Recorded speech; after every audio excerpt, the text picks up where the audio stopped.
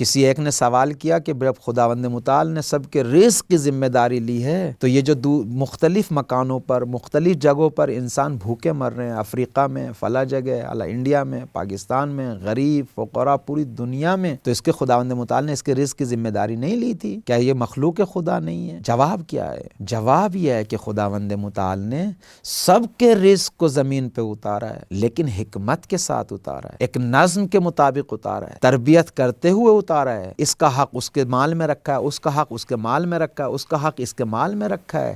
آیا میں نے دوسروں کے حقوق کو ادا کیا یا نہیں؟ کہیں ایسا نہ ہو دوسرے کا حق لقمے کی شکل میں کھا رہا ہوں، یتیم کا، خمس، زکوٰۃ، صدقات یا دوسرے پڑوسیوں کا حق جو ہے وہ میں نے ادا کیا یا نہیں؟ عزیزو، جب میں امام کا حق اپنے مال سے نہیں نکالوں گا خمس کی شکل میں، اگر بیواؤں، یتیموں، مسکینوں اور فقیروں کا مال نہیں نکالوں گا زکوٰۃ اور صدقے کی شکل میں، تو یہ جو لقمہ میں کھا رہا ہوں واقعاً اطاعت کرتے ہوئے کھا رہا ہوں یا معصیت و گناہ کرتے ہوئے کھا رہا ہوں؟ اگر واقعاً بندہ ہے، اگر واقعاً اللہ کا مقرب بندہ بننا چاہتا ہے، اگر اپنی ذمہ داریوں کو بجا لانا چاہتا ہے، اگر قرب الہی چاہتا ہے، اگر چاہتا ہے خدا اس کی توبہ مغفرت کو قبول کرے، تو اپنے اعمال کے ساتھ ساتھ رفتار و گفتار کے ساتھ ساتھ اپنے مال میں بھی دیکھیں کہیں دوسرے کا حق تو اس میں نہیں ہے۔